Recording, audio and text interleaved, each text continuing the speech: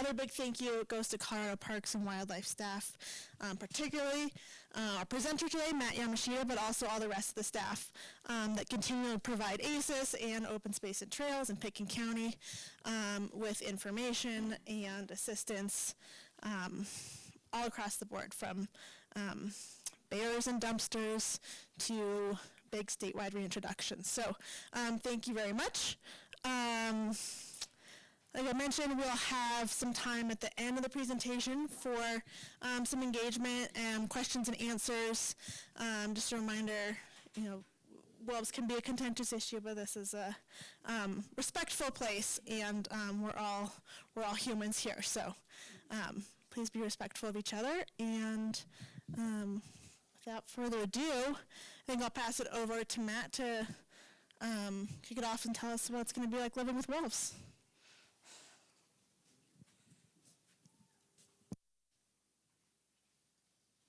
Okay, I think it's going, but you won't be able to hear it anyway. So, thank you. My name's Matt Yamashita. I know several of you. For those that I don't know, I'm the Area Wildlife Manager for Colorado Parks and Wildlife. I work out of the Glenwood Springs office. Some of you know I was here working in the Basalt District for several years before I went down to Glenwood. There's some other CPW staff here that I wanted to recognize too, because they're going to be coming up and helping present, helping answer questions. Curtis Tesh. He's our local officer here in the Upper Roaring Fork, so he covers Aspen, Snowmass, Woody Creek, a lot of this Upper Roaring Fork portion of the valley. Rachel Gonzalez, she's our public information officer. She's out of Grand Junction. Becca Ryan, she's in the back there. She's our officer out of Glenwood. She's been here for a couple years. She was also initially our rover in the area, and now she's moved into the Glenwood Springs district. And then John Groves is, he's hiding, weird. So John Groves is our officer out of Carbondale. They'll come up and they'll be periodically inserting themselves in some of this presentation, helping present some of the material. But like I said, at the end of the day, the purpose of this meeting is to talk about things on a local context. There's been a lot of information that our agency has pushed out and made publicly available. Most of that, being a statewide agency, is on a statewide scale. So we're talking about things that affect all constituents, all communities, the entire state of Colorado. Our goal is to make sure that we host a conversation that's specific to what we in the Roaring Fork Valley know, what we think, what we hold near and dear, everything else. So ask your questions. We'll field your answers. Do recognize that there's some of this stuff. I mean, I had to print off a note sheet today because there's a lot of information in here. We're learning wolves too. If you ask me a question about bears, I don't need any fact sheet or anything else. I'll give you more information than you'll ever want to know about bears and lions and moose and everything else. We know what we know. Managing wolves is a new thing for our agency. Most of our staff, we do have staff that we have brought on since wolves were reintroduced into the state that are specialists. They have experience managing wolves in Wyoming and Montana and other locations. So they were brought here with a purpose. For a lot of us, this is our first crack at it too, and we're learning as we go, kind of building so we can't get the microphone to work, but we'll serenade you with other stuff. So anyway, so for this evening, I'll kind of cover a couple things. If I can get this to work. It's not going to work. You need the clicker. I just used the clicker. Clicker didn't work. So today, focusing on just local context on stuff. We'll cover some of the release stuff for this year. We started releases as an agency. We started releasing animals and reintroducing animals into the state of Colorado last year. So that was in December 2023 was when we first reintroduced wolves. That being said, we had wolves naturally already migrating into the state starting back in 2020. So we'll cover some of that, just letting you guys know, filling in the gaps on information related to animals that are in the state, what our current status is, what we're monitoring, what we're paying attention to, where that goes. And then we'll move into some of the later topics on, specific to wolf behavior, some of the generic wolf biology, things that are similar. You'll probably recognize those from other species that you're familiar with. And then we'll go into some of the wolf-specific things that are new to us. They're not found in other local species here. The last part of it we'll go through and we'll discuss some of just the preventative mechanisms, some of the things that you guys should keep in mind as residents, as visitors, as people that are here in the county, things that you should be aware of. Nothing really, most of it's not news to you. You'll see a lot of it's very, very familiar with other species and other things that we would otherwise recommend whenever you're out recreating in Pickens County. So.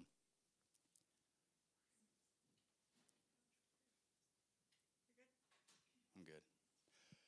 So this year, 2025, we've got an upcoming release season here. So for our agency, our capture and release window for most wildlife species generally starts in January of any year, ends in March of any year. That would be the same if we were doing moose or if we were doing mountain lions or bighorn sheep, deer. That's typically when we move animals. There's a lot of biological reasons for it. Animals are concentrated that time of year. Typically, with the colder temperatures, they're not as susceptible to some of these other, some of the detrimental types of things. We call it capture myopathy. There's harm that can be caused to those animals under high temperature, high stressful events. So this time of year lends itself to capture and handling animals. This is when we see the least impact on those species. You think about spring and summer, that's when animals are having their young, rearing their young. There's also impacts associated with that, so we're trying to avoid that. So we're slated to try to capture animals here starting this month, January. The animals we're getting this year, there's an agreement that was reached with British Columbia up in Canada, so we'll be getting animals from British Columbia. Last year, the animals we got were from Oregon. So every year, we're working on new agreements, trying not to take all the animals from one site, making sure that the animals that we're receiving, though, are animals that are suitable for Colorado habitats. So we have staff that's going to be traveling up to BC. They're going to be up there. That staff includes some of our veterinarian staff, some of our wolf program specialists. We have other field staff, just like you see here in the room, that are accompanying them. We're participating in all that stuff. Those animals they capture up there, they're working with BC officials, and they'll be going and monitoring those animals. They'll be testing them on site, making sure that they're healthy animals, that they're suitable for transplant down here. We're not wanting to bring animals that have things that are obviously wrong at the get-go. We're also not wanting to introduce any kind of disease down here in the States. So we're going to be doing all that on site up there before we ever bring animals into the States. Every animal that we bring down here, just like in 2023, will be affixed with a collar, GPS collar.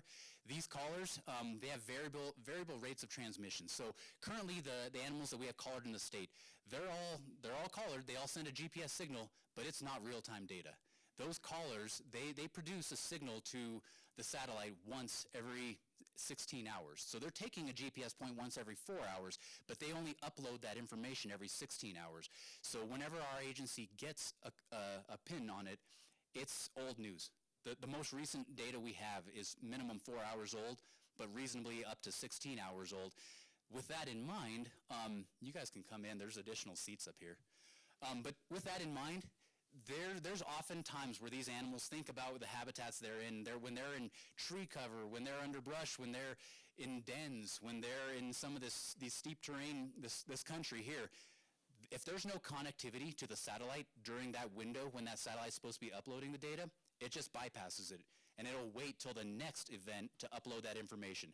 So there's periods where we don't get information for 4 or 5 days at a time, and then suddenly they'll finally be in a location where that caller will upload the data, and now we'll get 20 points over the last however many days we missed.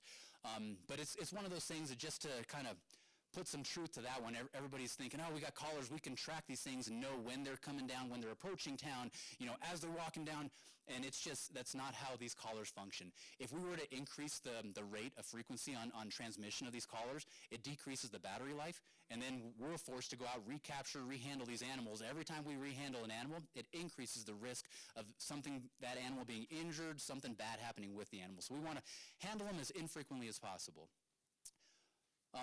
That's kind of the quick overview of some of that stuff there. This is specific. I mean, this has shown up in some of our other meetings, but the question always comes up, you know, like, will these animals, are these ones that are feeding on domestic livestock in other locations? Our staff, the staff that are on the capture side of things, their job up there is to make sure that as they're going through some of this and assessing these animals, they're trying their best to not select animals that have a history or have recent depredation events where they are specifically targeting, whether it's sheep, cattle, goats, whatever else. We don't want to introduce animals that are already trained on those prey sources to come down here and find that same thing in your backyards here. So that's one of the precautionary measures that's being taken. Once they get down here, we're not holding them for any period of time. I mean, we're trying to get these animals on the landscape as quick as possible, understanding that they've already been captured, they've been handled, they've had collars on them, they've had needles poking them, they've had to make a flight down, 6 hours internationally to get here. So they're already under a high degree of stress. Our goal, once they come into the state, is to get them on the landscape and get them someplace where they can kind of find some rest and relaxation as quick as possible. This middle bullet point, this section here, read through some of that stuff. Our goal as an agency, so Prop 114, when that proposition was passed, turned into state statute, that statute mandates that we as an agency, Colorado Parks and Wildlife, reintroduce and we manage for a sustainable population of gray wolves within Colorado. By state statute, that's what we're mandated to do. So we don't have any wiggle room. Our job as an agency is to uphold the statutes of this state. That's what we're doing. We're following through with the will of the voters of Colorado, and we are implementing what they voted on and passed as a ballot initiative. When we do that, our goal is we're trying to get there as quick as we can. Our goal is to establish packs in this state. Packs means numbers. So we're trying to get numbers of animals into the state so that we can start getting these packs on the ground. Everything I'm going to be presenting here later on in this presentation is on the basis of what we know about wolf behavior. So much of that it's a social thing. I mean, wolves are social animals, and so much of what they do and what we know about them and what we can actually manage for as wildlife managers is based on the social side of it. With animals on the ground in singles and pairs, we don't have that social hierarchy, that social part of wildlife management established. There's a lot of variables, there's a lot of unknowns, there's a lot of uncertainties. There's a lot of things that we can't predict, that we can't respond to, we can't do anything with. So right now there's this weird stage where we're trying to be methodical about making sure we're taking the right steps, but at the same time we are trying to get animals in state and get packs established, get breeding pairs established, have them successfully reproduce so that we can establish territories, and based on those territories we know what we're supposed to manage for now. Right now, what you'll see here in a little bit, there's a lot of variability to everything that we're already managing for. There's a lot of unknowns and uncertainties, and it's making our jobs infinitely more complex.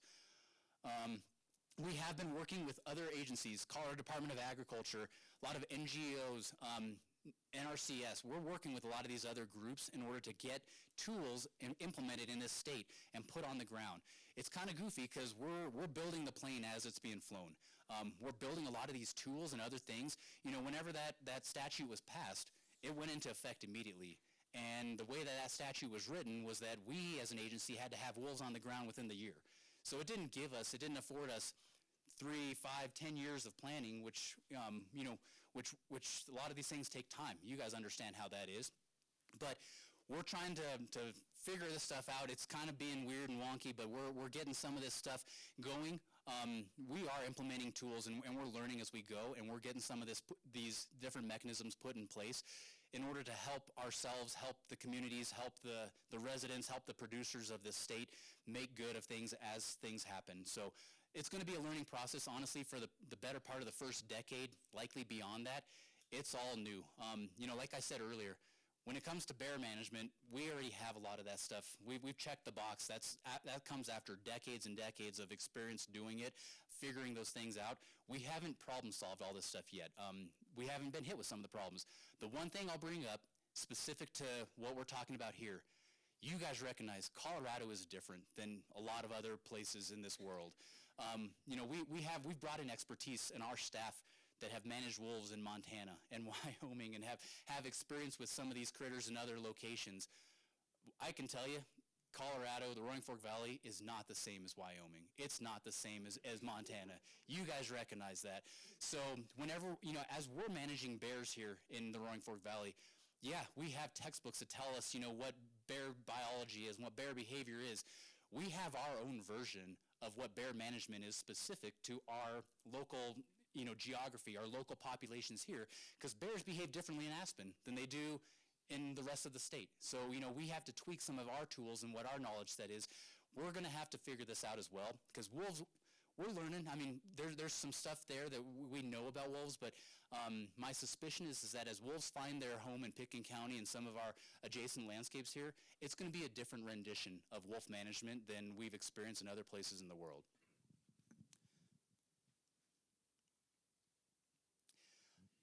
Reintroductions. This is straight out of our reintroduction and management plan. So if you were to open our website and take a look at that plan, it is a lengthy document. One of the things in there is it highlights, we had to select portions of the state. So the statute says we had to reintroduce wolves west of the Continental Divide. That was how it was written into law. So we couldn't consider anything on the eastern half of the state. It had to be west of the Continental Divide. You'll see some hard boundaries up to the north and to the west there. Those are administrative boundaries. Those are boundaries that are 60 miles from the border with Utah or with Wyoming. Those were put in place because there were agreements made with our state and with our neighboring states that if we went and released wolves, that we wouldn't allow them to move into those other states. If they moved into Utah, our agreement with the state of Utah was going to be that we would have to go capture those wolves from Utah and bring them back. With that in mind, we know wolves move. So we weren't going to want to put a wolf on the boundary of Utah, on the border of Utah, have it move across there, waste, staff time, dollars, everything else to go do that and bring it back and hit repeat every 2 weeks. So that 60-mile buffer is essentially to establish some sort of a buffer that it doesn't preclude, but it mitigates some of that movement that would otherwise be expected for wolves. Just, makes it a little bit harder. Maybe there's more reason to believe that they're going to stay here where we kick them free inside of that 60-mile boundary. With Wyoming, similar thing. They have their own management strategy up in Wyoming. You guys have probably read over the years, Wyoming, the southern portion of Wyoming has a very different management strategy than where we're at right now. The south portion of Wyoming, they're not endangered there. They are not a listed species, so they're allowed to hunt them there. The minute wolves move into Wyoming, they can legally be harvested by hunters as they move across the boundary. Obviously, with our statute saying that our agency is obligated to reintroduce and manage for a sustainable population, we didn't want wolves moving out of the state, being harvested and removed from a population and not contributing toward our management of a sustainable population. So that's where those boundaries come in. The colors on here, the other one map I had a key, but so there's a sliding scale. This was based off of a postdoc at CSU at the time that came through, and he came up with this conflict model. So the model started from white, and it gradually progressed across, and it got to darker shades of green. The darker the shade of green, the higher the ecological suitability. So that was looking at prey species availability. Availability of deer, elk, moose, the species that wolves feed on. As you went on the vertical on the y-axis, it would go from white again to a shade of pink, red kind of thing. And as you got into a different shade of pink, the darker the shade of pink, that was the increasing risk of conflict. So that was taking a look at the presence of livestock in those areas there. As you converge and you combine the green and the pink, that's where you'll see these shades of blue and purple. Those have a combination, so the darker that is, it means it's a combination of conflict and ecological suitability. Focus in on the area around Aspen, and as you go towards, kind of up there towards Glenwood Springs, Pitkin County is all this. If you look where those red lines kind of converge right there, Pitkin County, the northern boundary of Pitkin County is right below that, and then it kind of ends right here on that red line and goes over back behind Aspen there. You'll note that the struggle here is there's a lot of white. White would be low ecological suitability. So, I mean, you guys can recognize, you walk out the door here and look around, we are surrounded by high elevation mountains. We don't have a lot of deer and elk here this time of year. I mean, all of our prey species, they move down in elevation. So when it comes to ecological suitability, it makes it tough. I mean, we're really, really limited in where we can go. You look at a lot of these places in these polygons and you start seeing a lot of blues and purples. There's a high degree of conflict in a lot of those locations as well. So trying to find some of these ideal places to put a wolf is it's difficult. One of the other things to highlight in here that it doesn't show up on this map, but a part of our consideration is that right now, our agency, we're only authorized to release these animals on state-owned lands. It has to be state or privately owned lands. That's all we have access to. So the private landowner would have to come to us and say, hey, I have the authority, I have the standing on my property, yeah, you're allowed to release them here. Haven't gotten a lot of those phone calls. I'll be pretty honest. When it comes to state-owned lands, I mean, you guys live here in this area. There's not a whole lot of state-owned land in this valley. We just don't have it here. High cost of land, everything else contributes toward that, but we have very limited parcels in where we can kick an animal free. We have a lot of public lands here, but most of them are federally owned, and without NEPA, we aren't allowed to go and release animals on federal lands. So that's this year. Last year, we released them in the northern portion of this area, so that green polygon, that's considered the northern release zone. We released them in there. The reason for it is that I had mentioned earlier, we had wolves naturally migrate into the state in 2020. They found homes up in the Jackson County, the North Park area up by Walden. So they were already hanging out up there. We wanted to supplement some of those animals, so that's where those releases from last year played into that. This year, we're planning to do the same with a lot of our releases. The northern zone was highlighted again for that same reason. We have more wolves on the ground than we had in 2020, but we still don't have enough. We're still not having breeding populations. So we're trying to hedge our bets and kick animals free in the same area in order to kind of backfill some of that with the attempt of getting breeding pairs on the ground, establishing packs.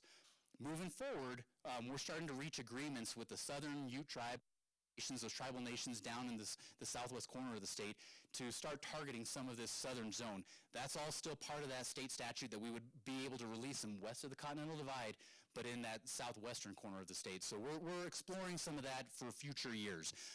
Right now, for the plan states for the first 5 years, we're looking at introducing 10 to 15 wolves annually for the first 3 to 5 years until we can get 30 to 50 wolves established on the ground. I mean, just a quick recap. This year, we had some wolves die. We had a couple of them, I'm sure you saw in the media. One of them was killed, somebody shot it, so there's an ongoing investigation right now. Currently, in the state of Colorado, these wolves are still federally protected. Fish and Wildlife Service, as our federal agency, they're the ones leading that investigation. Our commissioned officers are obviously helping with that.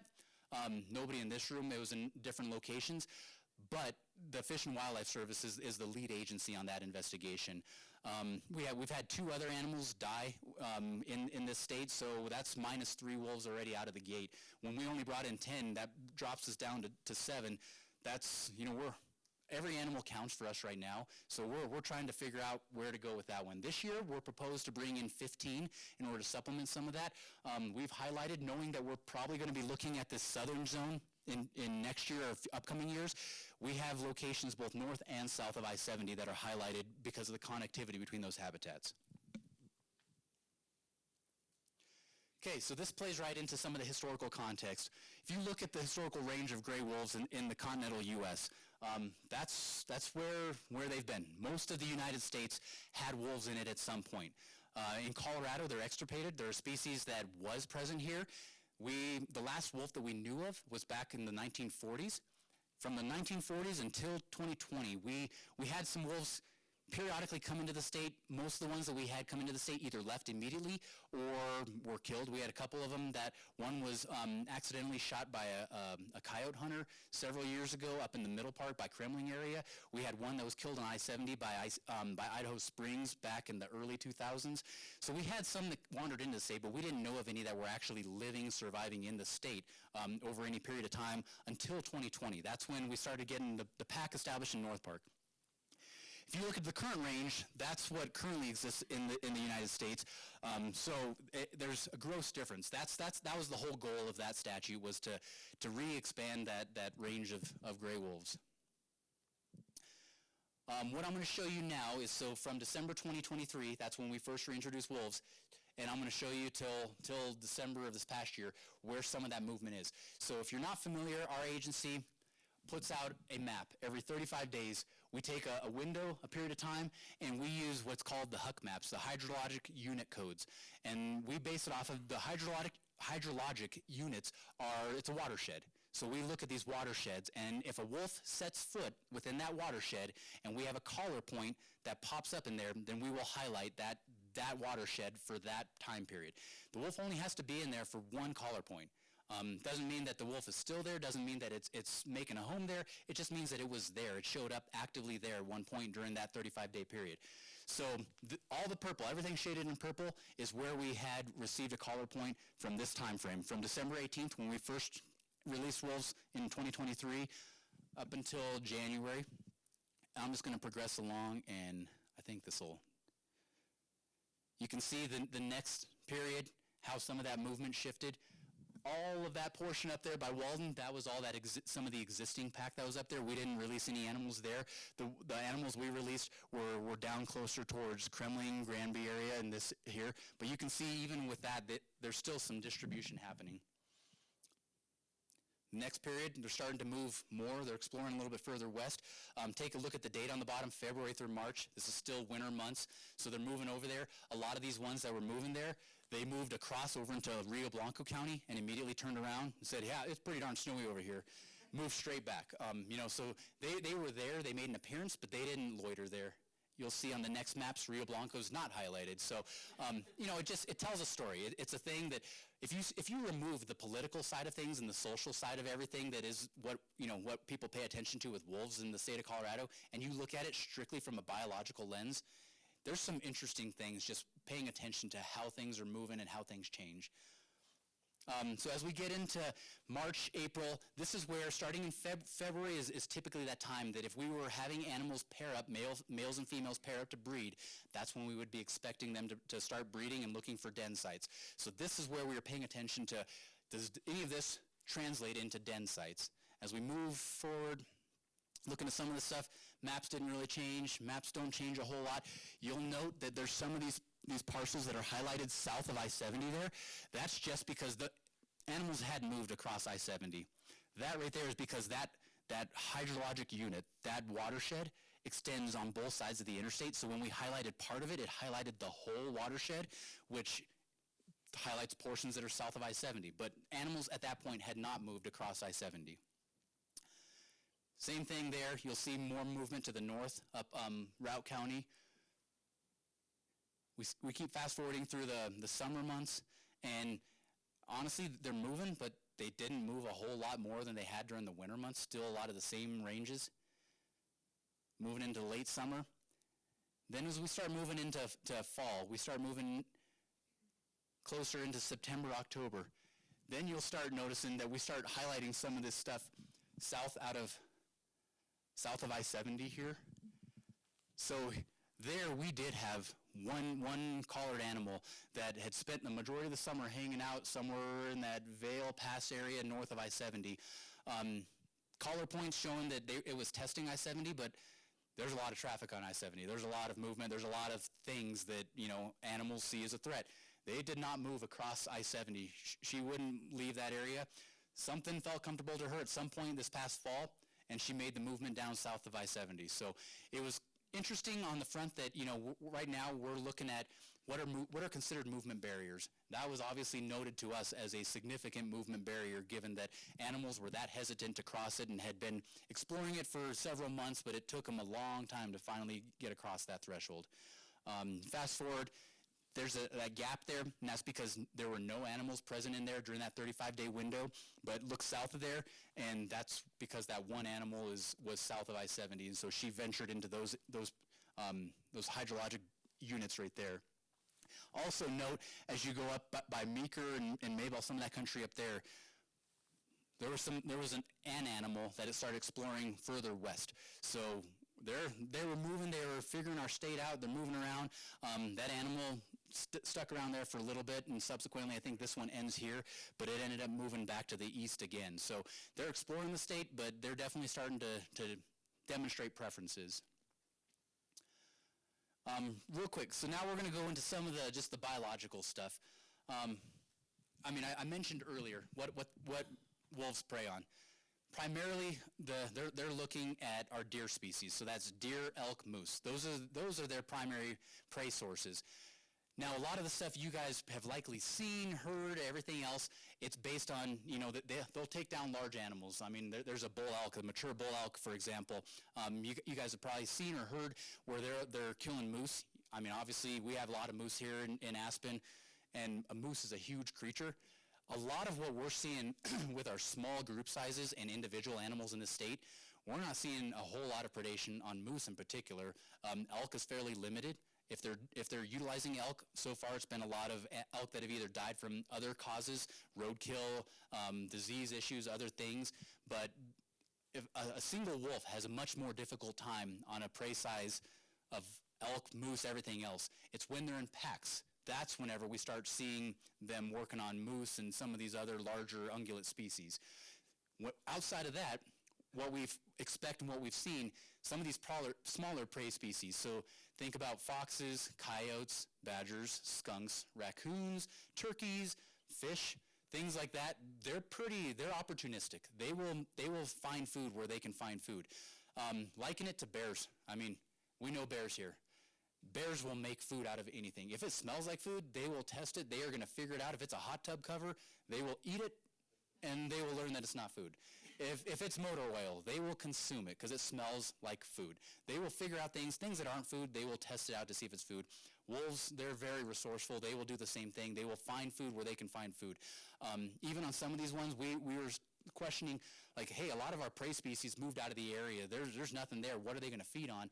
If they have to feed on insects to survive, they will find a way to survive. So just like most wild critters out there, they're crazy, crazy good at figuring out a way to live in this world. This was another point I had brought up earlier. So they live in family groups. I mean, realistically, packs of wolves. That's kind of what people typically associate. In Colorado, we just don't have that right now. We had a pack up in the Walden area back in 2020. That's where a male and a female successfully denned up, bred, and then created a pack. Subsequently, most of those animals, that pack explored to the north, migrated into Wyoming. Several of those animals were killed by hunters up there, legally harvested by hunters up there. When the remaining animals returned back, there was no longer a pack. We had a second pack off of this release in 2023 that they ended up denning up in that Kremling area. They created a pack there. That was known as the Copper Creek Pack. That pack, same thing, there were issues there. There were issues associated with depredation of livestock. So as an agency, we went in and administratively removed them just to prevent them from continuing to kill livestock. After those animals were taken into captivity, the male from that pack ended up dying in captivity. It was in poor body condition. It subsequently ended up dying. That alone, the breeding male, losing that one, changes the dynamics of that pack significantly. That social hierarchy is disrupted. So that Copper Creek pack is still currently being held in captivity. Our commission, they're exploring whether that pack will be returned to the wild, what the forecast is for that.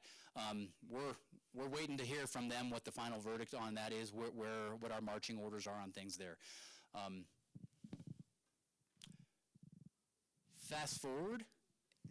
So wolf reproduction. I mean, I talked about it earlier. February, March is that general time frame when wolves are looking to breed.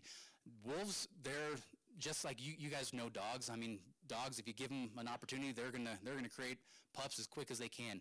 Wolves can successfully breed by their second year. So by the time they're 2 years old, they are reproductively mature and they can actually start breeding at that point. That's what we're trying to figure out on everything right now.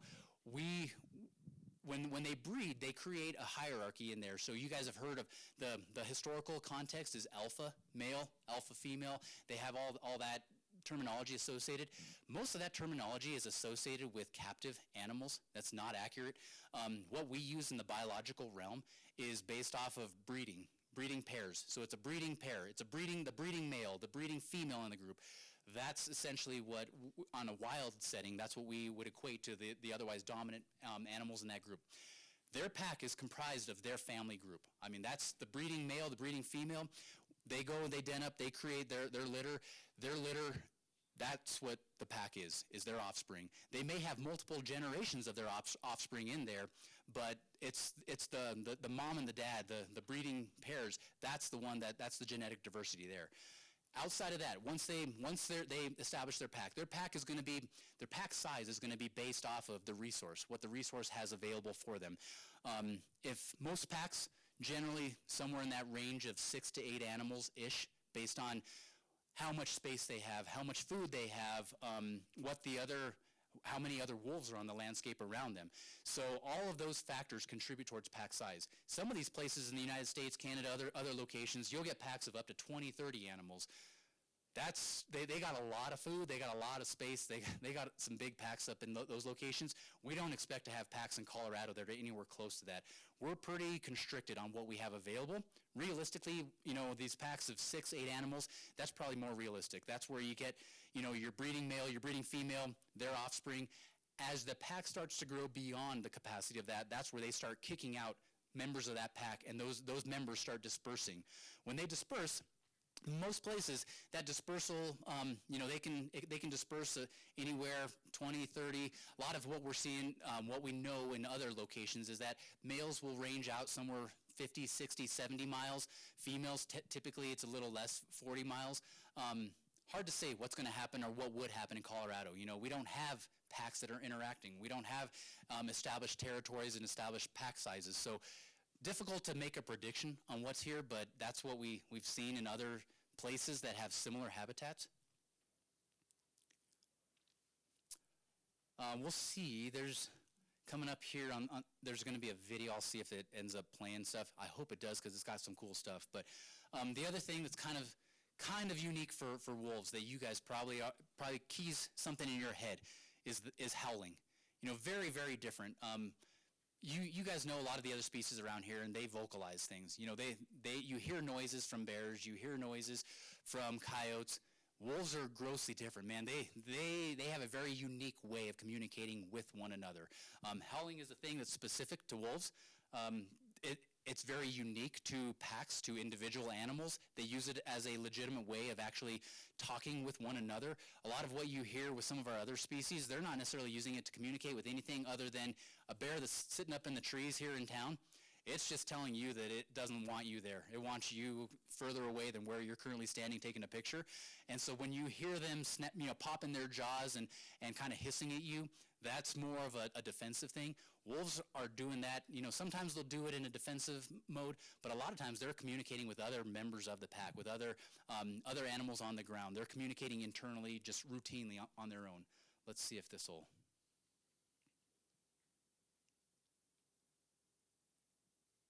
Oh no, there goes. This link failed due to an error. Maybe it'll play here. And then I got to get Adam to pull me back to my presentation. Will this play, Adam? Sound?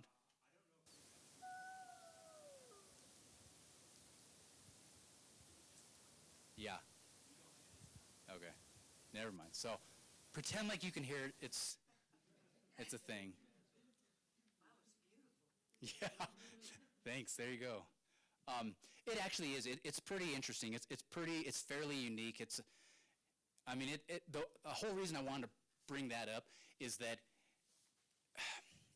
it's not similar to coyotes at all. You would think, oh man, how am I going to be able to differentiate the sound of a wolf howl versus a coyote? It is grossly different. If you have any familiarity, which you should in Aspen here, we have enough coyotes cruising around up on Smuggler and over the North 40. There's a lot of coyotes around. If you've heard a coyote yipping and kind of doing that high-pitched bark, wolves are grossly different. It is a completely different sound. It's one of those things that all I can offer is you'll know it when you hear it. It's pretty recognizable. It's actually what you think of, what you kind of conceptualize. So next up, so Kurt's going to cover the next section here.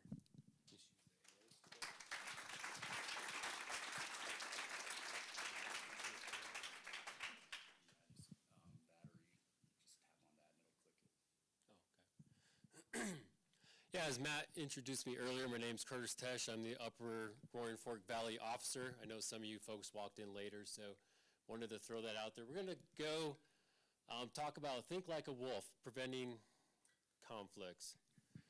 So as Matt stated, we do know a lot about bears and lions. We've been dealing with them for a long time. A lot of you folks have dealt with them yourselves. You know how to prevent your livestock, your pets, your property, stuff like that. So nice thing about wolves and their behaviors, we're going to be able to relate that a lot to bears and lions. You guys have been doing this already. You know, you've been putting up electric fences to protect your goats, your sheep, your cows. You've been putting your dogs in their pens at night. You're walking your dogs on leashes, correct? Wherever you go? Good. So if we continue to do all that same stuff, we are going to be fine if wolves do end up finding their way into our valley. So wolves are mostly afraid of humans and will avoid humans. They don't want to be near you folks. Just like any animal, they need food, they need shelter, they need space, and they need water. And they're going to be looking for those things. If they're out there and they stumble upon you, they're going to let you know that you're too close, and you're going to take the necessary steps to give that space to allow them the appropriate space that they need. They will, like bears, though, become habituated to people if they are around us more often than not. If they see us, if we recreate in their habitats, they will get somewhat used to us. Just like bears come in, they look for food, just like wolves will as well. If, you know, like Matt said, they're not taking down large predators until they're more packed up. If they're a single animal, they're going to be looking for stuff. So it's, you know, important that we take those necessary preventative steps so that we don't allow them to get those easy food accesses and allow them to feel comfortable within our places. Give them appropriate space.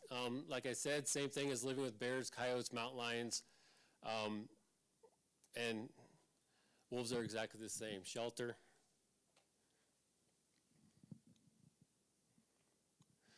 Like we discussed, preventing issues with pets, enclosed shelters. You know, if you've got pets, you got goats, you got chickens, anything like that on your property at night, it's important to bring those in, lock them in an enclosed shelter or a pen that has electric fence around it. No different than we do with bears and lions. There's lights and noise options that we can utilize to help scare them off if they do come too close. As we talked about, keeping dogs on leash is very important. There's bell and beeper collars that help you signal to other animals that they're around. And then clearing stuff around your property. Not only is it good for fire mitigation, but it's also good for bears and then now wolves. You know, if there's that clear space around your property, they're not going to be as likely to venture through those open spaces as they would if they have brush or something else to hide as they're wandering around. If you're out camping, hiking, anything like that, like we all do here, we need to be aware of our surroundings. You know, we have moose out here, we have bears, we have lions again. If you are camping, keep a clean camp, make sure everything's picked up nice. If you go for a hike in the afternoon, make sure you put all your food away, just like you do with your bear canisters and stuff like that, to ensure that no other animals are coming in. Pack out your trash, keep your pets close. Yeah, just like we do for everything else.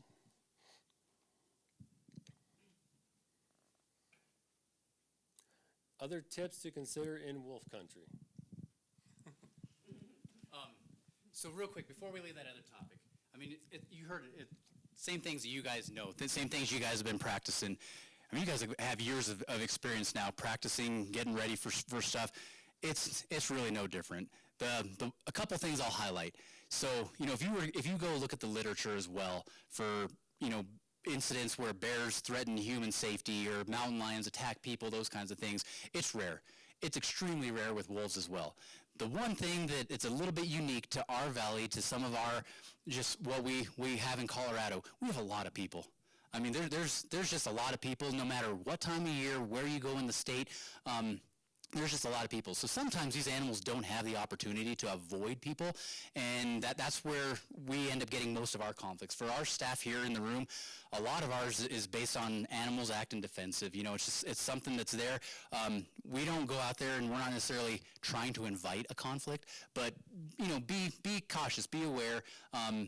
Probably a higher chance that if you're walking your dog, you're going to run into a conflict with a coyote or a mountain lion. We have more coyotes and mountain lions around here. The other thing that I'll make note of, though, is think about whenever you're cruising around in our valley here, where do you see deer and where do you see elk, specifically this time of year? I mean, when you're driving and you're going down valley and we have all those elk piled up on McLean Flats, or they're sitting right next to the airport, or if you go down by Carbondale and they're sitting there on Aspen Glen on the golf course, as humans, just as a species, we've developed a lot of where our deer and elk want to spend their winter. I mentioned, this is all high elevation habitats around here. They're not equipped to spend a winter living at 11,000 feet up in the Maroon Bells. In order to survive, they've got to come down into our valley floor. And when the deer, elk, everything else are hanging out in the valley floor, if wolves are truly behaving like wolves and are preying on the species we want them to feed on, they're going to follow those species where they go. And so when those elk are hanging out down in the middle of all the houses over on McLean Flats, or they're hanging out, down in Snowmass Village, it's a thing. They just know that there's mountain lions that are going to be following them. If a wolf is preying on deer and elk, they're going to be following them. So we should also be cautious about just where, paying attention to our surroundings. You saw on the previous slide, that was one of the bullet points, is pay attention. Know what you're walking into. You can read, as human beings, we have the capability of reading our landscape pretty well and figuring out, hey, if there's deer here, reasonably, there's probably things that are feeding on deer somewhere close by as well. Just notes to make for ourselves. The other thing that's kind of unique to wolves, you've probably heard us talk ad nauseum about conflicts with dogs and mountain lions, dogs and coyotes. Most of the time, mountain lions, they're not going after domestic dogs unless they're starving and they're seeking out your dog as a food source. They want to eat your dog. Wolves don't necessarily do that because they want to eat your dog. It's another canine. They recognize your dog as another canine competition, and when it comes to territories, that's where our conflicts with coyotes and dogs often comes into play, is they're defending their territory. Same thing with wolves. Wolves are just bigger than coyotes. We'll get into a slide here in a second to just demonstrate the difference, because you guys probably have some familiarity with how large a coyote is. Wolves are a significantly different animal than a coyote. They're much larger. The potential for whenever they get into a tussle, there's a lot more potential for damage and some other things. But I just want to make sure we're not trying to scare you guys or anything. Mainly want to reinforce that you guys already know. In the back of your head, you already know what to do and how to do it. It's just refreshing your memory and making sure you're paying attention to what you already know and dusting that off, brushing up on your skills and just making yourself re-aware of some of the things that you've been practicing over the years just because. Wolves will avoid people, if given the opportunity. We saw it last year with some of the releases up in northern Grand County, some of that stuff. They're going to avoid people. Again, in the Roaring Fork Valley, I would challenge any of you to go out and spend a day anywhere in the valley avoiding people and go someplace where you're not going to see another person. When we just have a lot of people, wolves will avoid people. But if you're sitting in our valley, there's only so much you can do to truly avoid people. So with that in mind, it's our job. We're kind of starting with a clean slate here. Right now, our back's against the wall when it comes to managing bears. We have a lot of bears that have spent their entire life being assimilated to dealing with people. They're accustomed to people. They don't see people as a threat.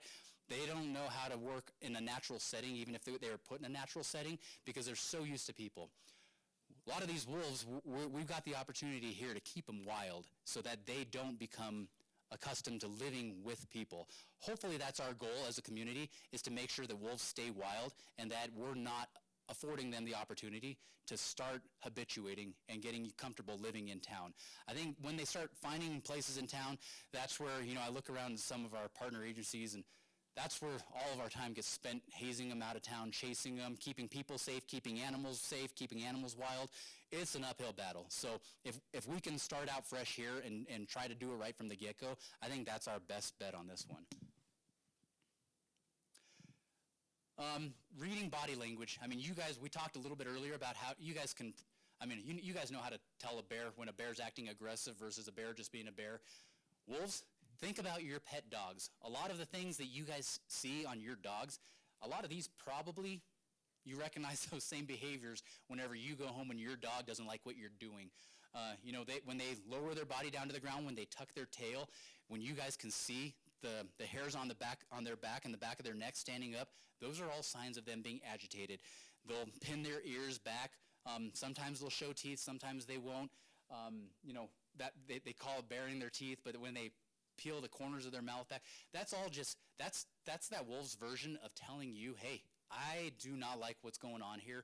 Same thing with the bear sitting there and snapping its jaws and popping its jaws and making huffing noises. That's that bear signaling to you, do something different, because you're forcing me to do something I don't want to do. You have the control in that situation. If you can help read the scenario there and help avoid that conflict, most of the time, all it takes is giving that animal space, whether it's a bear, mountain lion, wolf. You give them space and the opportunity to get out of there. They're going to pick that over fighting you any day of the week. If they fight you, they're doing that typically as a last resort. What to do if you encounter a wolf. So this is another super cool video that I'm assuming isn't going to play. So pretend it's an awesome video that just taught you how to prep for a wolf. Really what it is this is Oregon Department of Fish and Wildlife. It was one of their seasonal employees that had a wolf encounter and was just describing her events with that wolf. Just like you guys know. I mean, you guys come across moose. You see moose there. Moose are pretty tolerant. Bears are pretty tolerant. At some point, though, you cross that threshold where they're not tolerant. Sometimes it's because that bear's busy with its head in a trash can, isn't paying attention. It doesn't actually even know you're there. And when you startle it, that startle response, that's what causes that conflict. A lot of same things go for wolves. Think about the direction the wind's blowing. Think about what they're paying attention to. If they're aware you're there, most animals, wolves and everything else, will try to avoid you unless they're habituated. But under normal circumstances, they're going to try to avoid you. So keep them wild. Pay attention. You've got the upper hand here. I mean, you've got the cognitive ability to kind of play that scenario out. Here's that whole thing. I know this text is really, really small, so I'll kind of go through, and the next slide will do a better job. Wolves versus coyotes. You guys can take a look at the difference, just the physical difference. You guys, on your own, can start looking and just see what some of those things are that you're paying attention to. Wolves, coyotes, much more pointed features. Their ears, larger, more pointed, snout, longer, more pointed looking, where wolves, all that, they have the same characteristics. A lot of that's just more further blended into one another. Wolves, significantly larger. I mean, realistically, we'll go, let me see on this next slide. I think this next one says. But wolves typically, you know, a full-grown mature wolf, anywhere in that realm of about 4 to 6 feet in length. Fairly large animal. For males, they're typically in that 90, 100, 110 pound range. Compare that to a coyote. Coyotes significantly smaller. Most of the time we're looking at coyotes of 40 pounds, 30 to 40 pounds. So reasonably more than double the size of a coyote. They're significantly larger animals. I'll go to the next one because it shows you kind of the difference. Fox, coyote, wolf, take a look at that. That's a general mountain lion versus a human. Wolf is about the same size mountain lion. They tend to look fuller because of their coat. I mean, they have a very heavy, thick coat on them, but they are very, very large animals. You know, I've helped with some of the other stuff that was going on in other portions of the state, have seen some of these animals up close. You know, I look at that and like, well, that means something to me. Just telling you from a personal experience, it is grossly different. The size of those animals is considerably different than what we are accustomed to when we see a coyote. Toward the end of the presentation here, we'll tell you about our wolf sighting report form and some of these other things on how you can help us manage things, how you can help us keep in tabs with what's going on in the landscape. We get a lot of reports right now on people saying, hey, saw a wolf, want you to know about it. Grossly appreciative. Even if there's a question in your mind, we want you to tell us when you think you see them. We have collars on some of the wolves in the state. We also recognize there are wolves already moving into the state that don't have collars. We only know what we know, but even some of those wolves that are currently collared, some of those collars are already failing. You know, I was telling about frequency and battery length and duration and everything. Some of those collars are already failing. It's a mechanical device. You guys know technology. It's going to fail. So it's just a thing that, you know, we can't count on it to provide us everything that we always want to know. But with that in mind, the people of the state, you know, we just talked about, you're going to see people everywhere. People have a better read on what's actually happening with the resource of the state on a real-time basis than any collar that we're ever going to put on an animal. So, but when you look at that, take a look and figure out size comparison. I mean, people tell us, hey, I saw a wolf there, and then we can look at some of the other things, the fence posts, the cars that are running past, and we can do a comparison, and most of everything that gets turned into us, it's coyotes. And there's a lot of big, fluffy coyotes out there. We grow some really, really awesome coyotes in this state, too. More often than not, you're not going to see the actual animal. I mean, that's the same thing goes for mountain lions, same thing goes for bears, same thing goes for moose. You guys know how that game gets played. You'll see the things that they leave behind, whether it's their tracks, their scat, everything else. Wolf, scat versus, domestic dog. We got a lot of dogs in this valley. Everybody walks their dog. You're going to come across a lot of that on every single trail you see out there. Biggest thing for you to differentiate is wolves. They're going to have a high density of hair in there. You think about what they're feeding on. Most of that scat isn't segmented. They're not feeding on dog food. They're not feeding on processed things. They're feeding on things that are covered in hair. So if you start seeing stuff that's covered in hair, granted, foxes, coyotes also fall into that same category. But again, think about the size of the animal it's coming out of. It's going to be a fairly significant pile. When you start looking at tracks, I'm sure several of you have studied difference between mountain lions versus canines, and we always talk about mountain lions, cats. You don't see the claw marks because they have retractable claws. So your house cat, mountain lions, other felines, retractable claws, no claw marks. Canines, claw marks. You start looking at the lobes on and the shape of the overall pad there. Wolves, coyotes, they're going to look very similar to that. The biggest difference is the size. When you start looking at wolf tracks, their tracks, it's pretty remarkable the size there. Most of their tracks, you're looking at 4 to 5 inches. So if you think about that and you put it up against your hand, 4 to 5 inches, it's a fairly significant track. We do have large domestic dogs, that you guys see them wandering around the streets. It can be misleading because we'll get that a lot too, where people will turn in a track. They'll have, if you send us a picture of a track, put something down that we know what the size of it is. People will send in a picture of a track and then they'll throw their glove down there. I'm like, yeah, but is that a woman's small or a men's XL glove? Great, it's really awesome to tell us the size compared to that glove, but I don't know the size of that glove. If you can put something down like a dollar bill, I know the size of a dollar bill. I can measure the size of a dollar bill, and I can take a look at that and put it next to it. Put something down that, I can kind of use as a frame of reference for whatever that is for perspective and figure it out. But tracks are a really, really good way right now, working with a lot of our communities in Routt County, in Jackson County, in Grand County. A lot of how we're tracking these animals and their movements isn't by collar data. It's not actually by sightings. It's by where they're leaving their tracks. And we can kind of figure out where they're going, where they're hanging out, where they've been, how long they've been there, etc.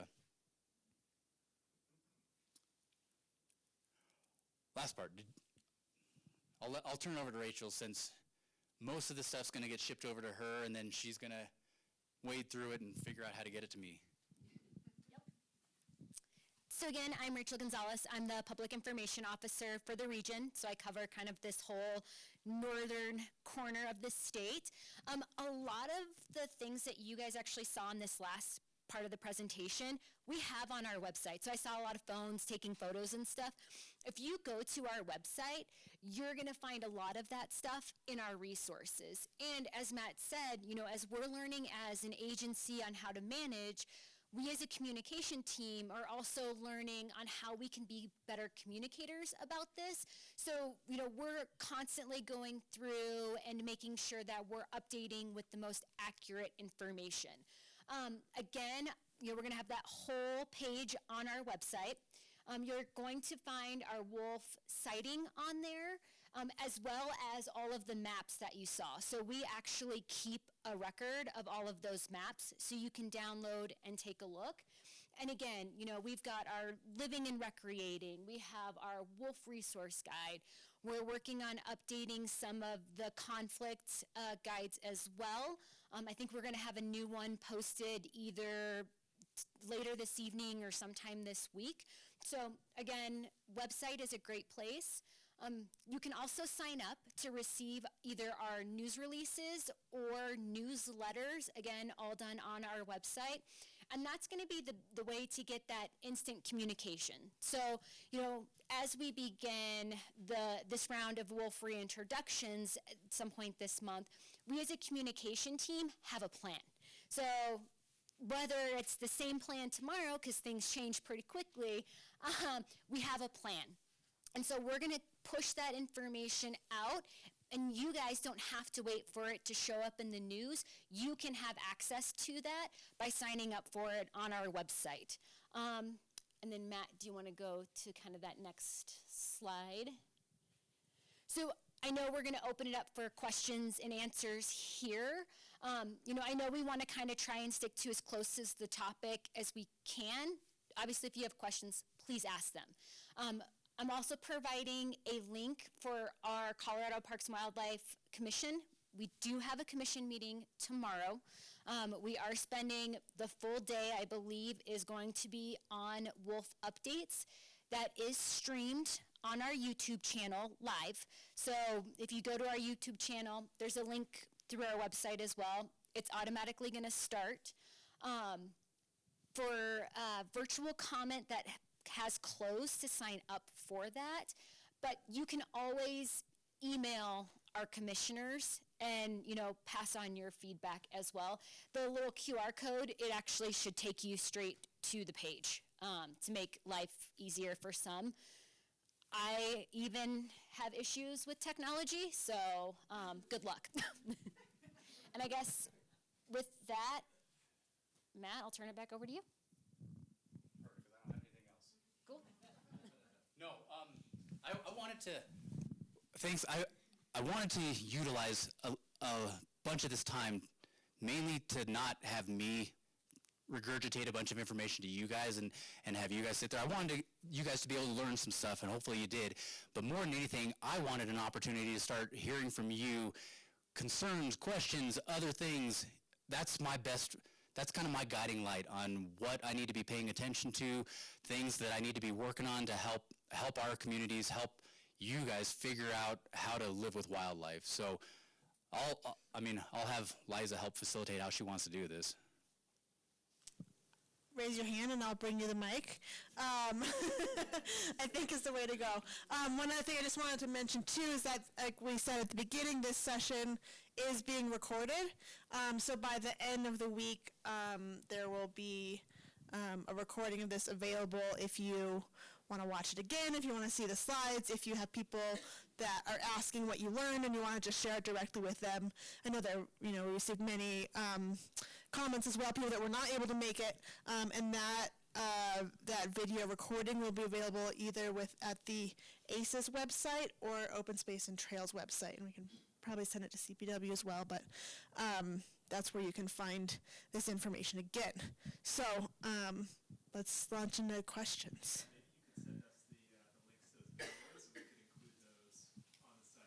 Perfect, definitely. Yeah, we can get you all that. To see those, the ones that we missed in. And that is, really, not to downplay anything Rachel was saying there. There's more information on our website than I even know. Realistically, if I could find the time to go and just sit on our website and figure stuff out, they throw a ton of stuff up there. There is a lot of information related to every topic, not just wolf specific, but there is a bunch out there. Most questions that anybody would otherwise have, there is an answer embedded in everything they've put there. They've got hours and hours of fun there, so. Since we can't all read the website, we brought Matt, who can also answer lots of questions and give us information. I saw one back here, and then I'll come up here. You said 3 of the wolves had died and 1 was shot. What happened to the other 2? So there's another one, and so anytime a wolf dies, because they're federally protected right now, our protocol is that we work with the Fish and Wildlife Service. We'll go and take possession of that animal. We'll do a preliminary investigation on the site there, collect evidence, but then we are required to work with them to send those carcasses off to Ashland, Oregon, where they have a facility there. They have a forensic facility, and they go through and do a necropsy assessment. It's a very detailed analysis of what caused that death. So one of the other animals was actually, interestingly, it was on the other side of the Continental Divide. That was a wolf that ended up dying because it got into a skirmish with a mountain lion. Mountain lion won. So the interesting thing, I mean, you guys, I'd love to have front row seat to that one. That one would have been an interesting fight to bear witness to. Again, going back to wolves, though, they're tuned in to be a pack predator. When they're on their own, you guys think about how fast your cat is versus your dog. Advantage cat 100% of the time.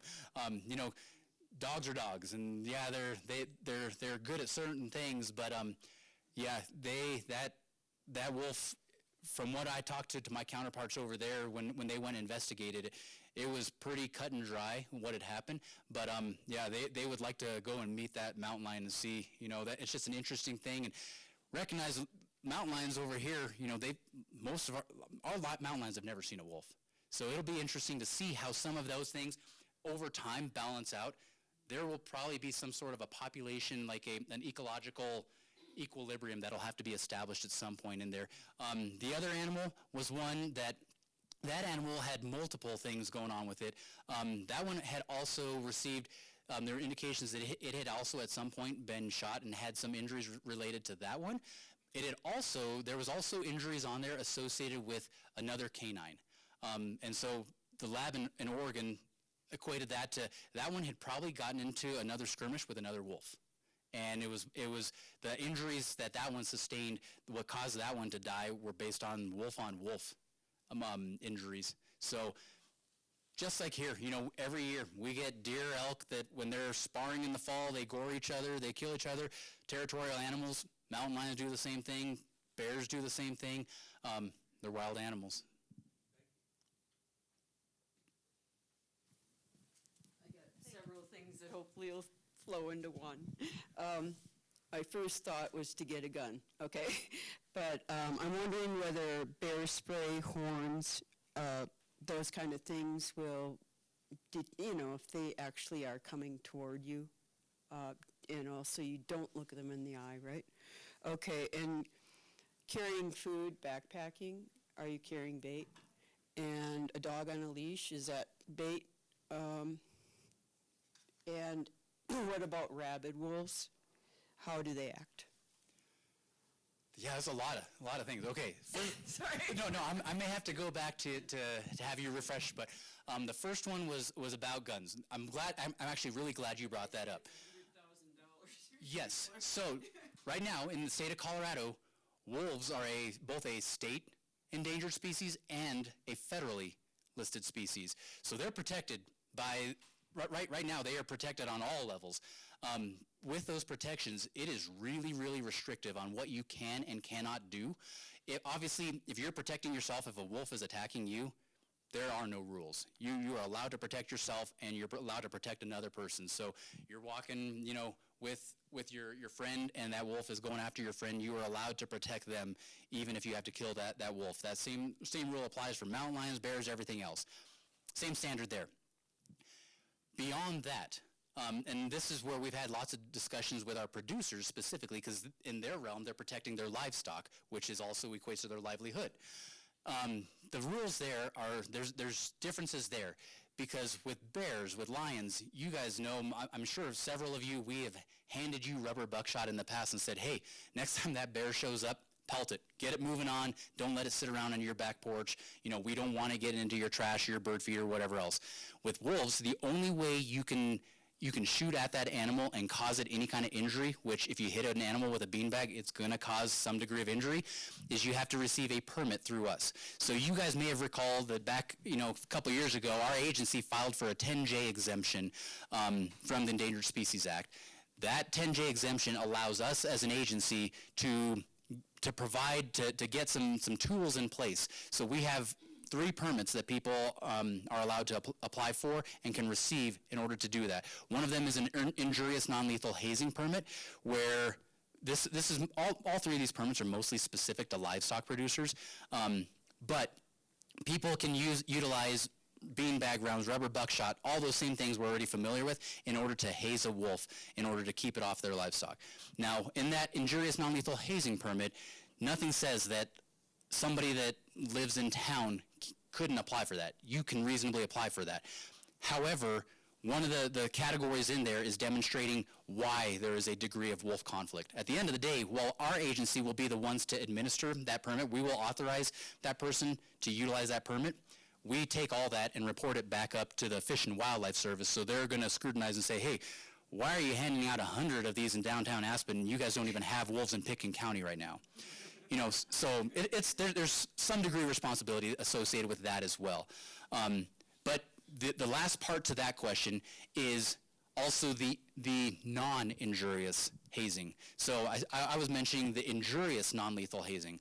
That's anything that would cause injury, make physical contact with the animal and otherwise likely to cause injury.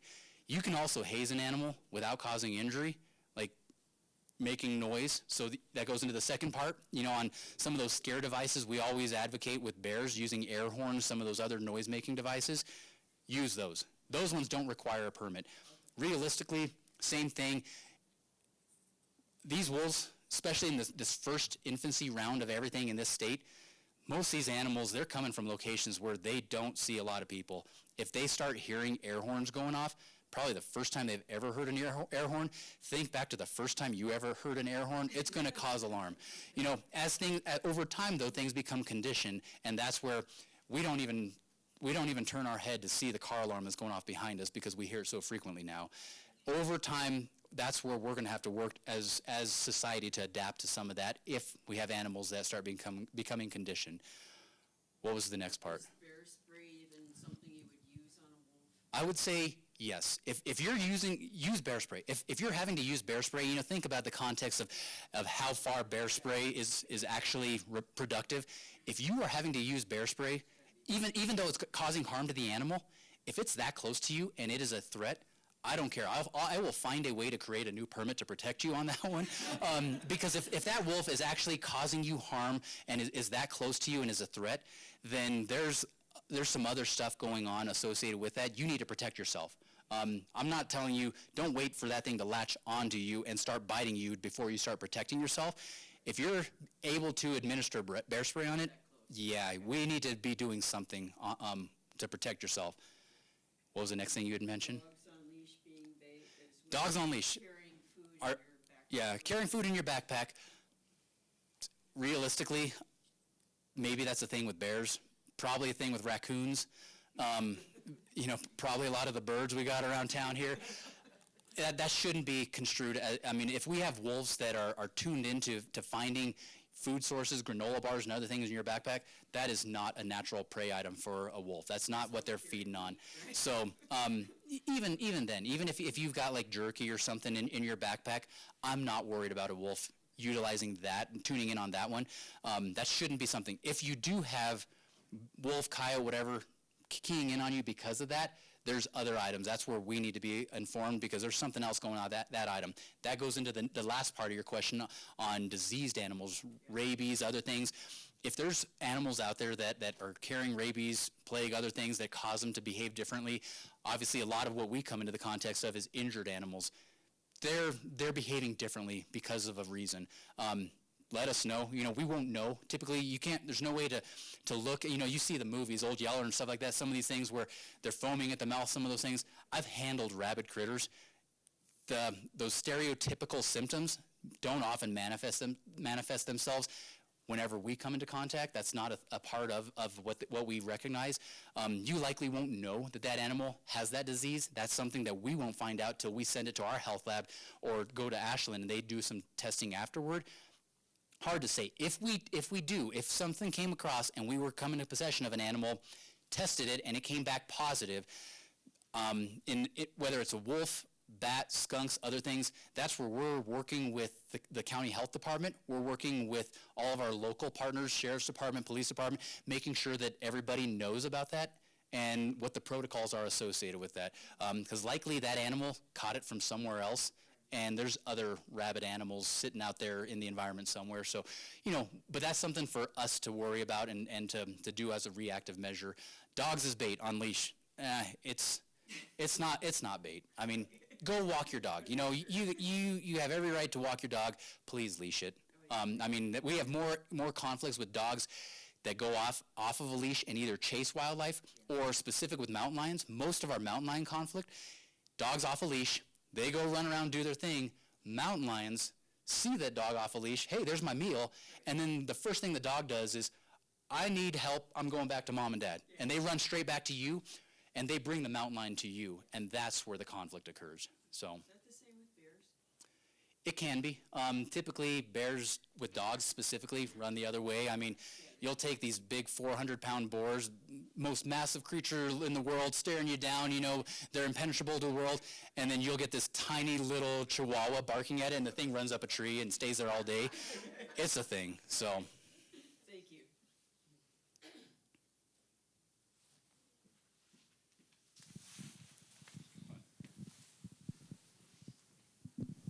I just want to know the process to apply to be a release site if we have a large tract of land. If you're interested in that, get in touch with me, or come see me, email me, call me. You can look on our website.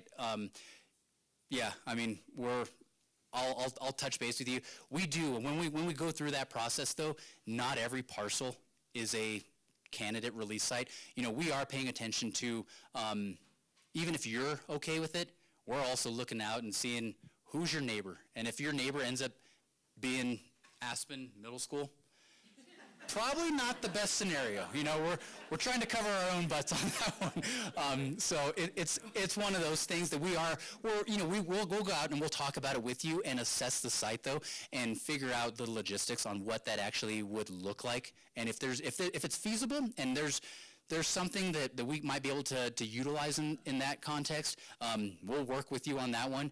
But yeah, we've had, you know, to be fair, I wouldn't say that we haven't had any landowners approach us. We have had we've had a few landowners approach us. There's some of them that we've taken a look at their site and said, yeah, thanks, we appreciate that. That's really kind of you. It's just not a good site. You know, there's a lot of things there that we would have to mitigate in order to make that something. Not saying that some of these other state-owned parcels don't have those same issues, but there's a difference going and releasing them on state-owned land versus on somebody's private parcel and having the fallout, the consequence result to the neighbors. So we'll work with you on that one, but if somebody is interested, definitely get in touch with me, with any of our staff. If you've got contact information from one of our other staff, let us know. Yeah, I was wondering about, like if they're denning, is there a protocol that says, okay, around that den site, people cannot approach or whatever? So like you have for even the sheep or winter range for elk and stuff like that, you're asking people to stay away. Is there a situation like that for wolves that you So know that's of? a super, super good question. You know, like you guys are fairly familiar with a lot of our other closures and other restrictions that would protect elk production areas, bighorn sheep, lambing areas. We put those measures in place whenever, you know, those animals are susceptible. Wolves, when they're tied to a den site, they are tied to there. Their movement is fairly restricted to that den site or associated rendezvous points where they go out and feed and come back and bring their prey back to the young. They're pretty much geographically pinned to that area, so their movement is they're pretty vulnerable at that point. They are also, that's where they're very territorial. They're protecting what they need to protect. So there are some different things associated with that. If we come up with a den site, the balance there that's different than bighorn sheep or elk is being an endangered species.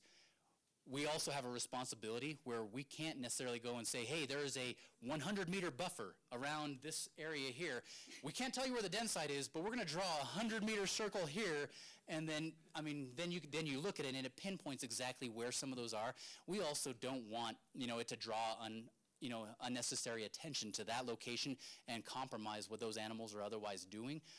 So it kind of depends, I mean, on where that site is, on what we would afford as far as protections, notices, other things. You know, we'd have to weigh that specific scenario and be like, okay, is this in a place where it is next to a school and we really truly have a responsibility to notify the school and let them know of some things they need to procedurally change? Or is this something where this is sitting up in the middle of Hunter Creek or the Maroon Bells? There's not as many people that come by here every single day. Sorry, kind of a really nebulous answer to a really good question. So I noticed on your slide of the northern and southern reintroduction areas, your green and I can't remember the red zone, that green zone on the north covered both sides of I-70, including Aspen and the Roaring Fork Valley in the northern reintroduction area. Are you anticipating that in this reintroduction that there will be, out of the 15, say 50% or seven or eight of them, south of I-70? No hard and fast rules on how many animals are going north versus south, but the proposal this year is definitely to have animals released both north and south of I-70. Right now, we're still in the process of kind of weighing and determining release sites. Our goal is to have a suite of sites. We'd like to have multiple options. Part of that is just from the logistics perspective.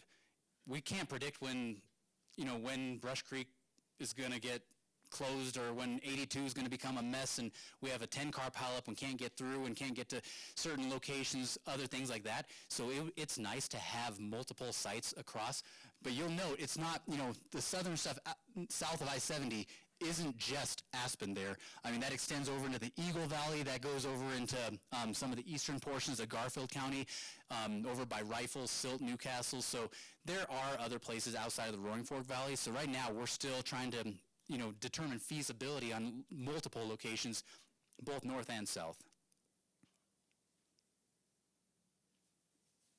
Here come the hands.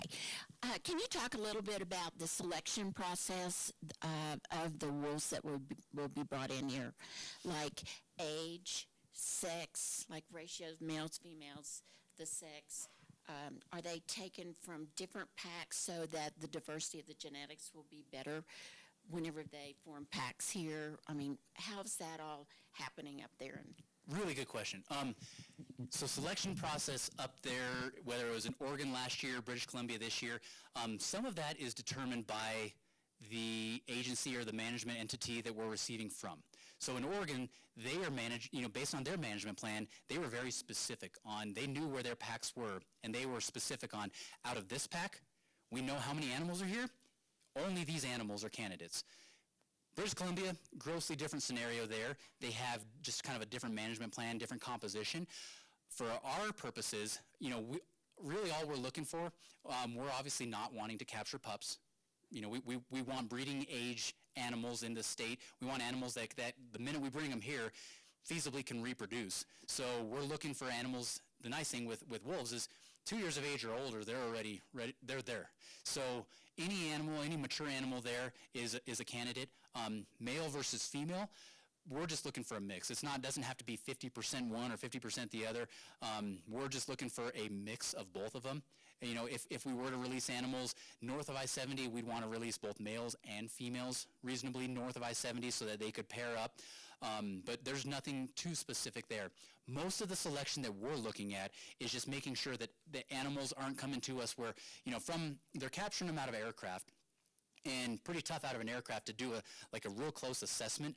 But if you capture an animal and then you while you have it in hand, notice that this animal's suffering from a broken leg that's impairing its ability to get around, and this animal's, higher likelihood that it's going to look for the easy prey sources, and that might end up being domestic livestock or something else that we don't want. That's what we're looking at. We're looking for broken teeth, if the animal ends up being blind in one eye, that kind of thing. That's what they're assessing. Everything else, most of the other variations are all candidate animals. If they're a healthy animal and they're breeding age, they probably fit the bill. And there's not any color selection between the blacks and No. Nope, color's irrespective of all that. I mean, yeah, maybe people have preferences on black or gray but no, but genetically, the blacks behave one way in the grays. So nope. So that doesn't matter. Nope. Not part of the consideration. Oh, go ahead. Hang on. We're also not going to take breeding pairs. So if we know that there is a breeding male and breeding female, we are not going to take them as well. And then, the pairs, yeah. So we're not going to take the pairs. So that's just not right to separate, a breeding male and female. The other piece to that is, we all think that we go back to our house pets, our dogs, and they can live up to 13 years. For a wolf, an average age for them is anywhere between 5 to 7 years. So the other piece to that with the age, we're probably not going to take a wolf that's, 4 years old, because unfortunately it's just kind of already getting to that time of life where they may not live past that.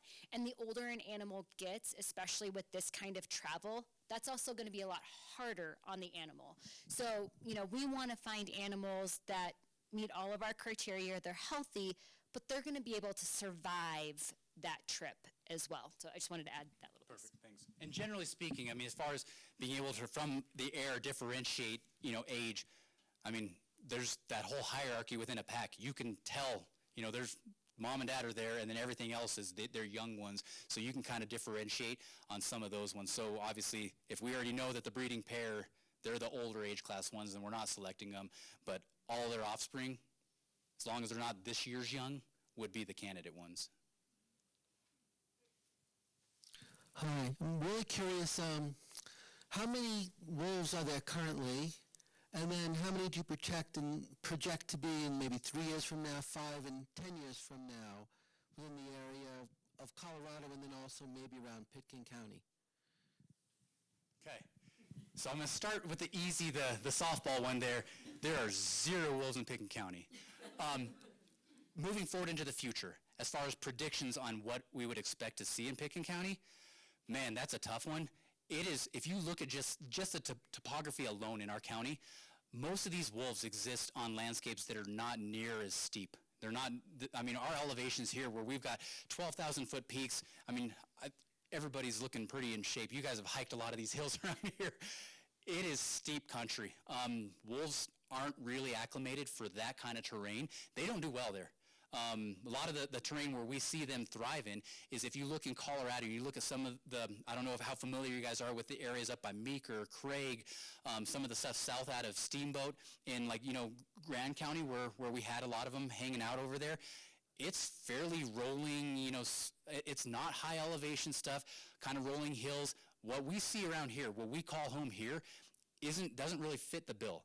That doesn't mean that they won't find a way to survive here. If they find food here and they find a way to make a go of it, they may surprise us. But up front, just looking at just what we know, probably rare circumstance that we'd see a high density of wolves in Pitkin County, just because most of Pitkin County falls in this shade of white. It's that not as desirable habitat.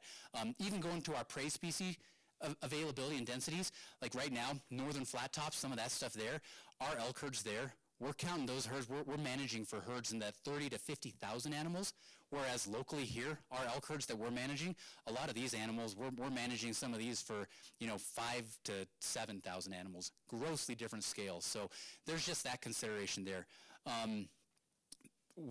Right now, so we have different phases in our plan. If you're interested in that, go through our plan on the website and look at the phases.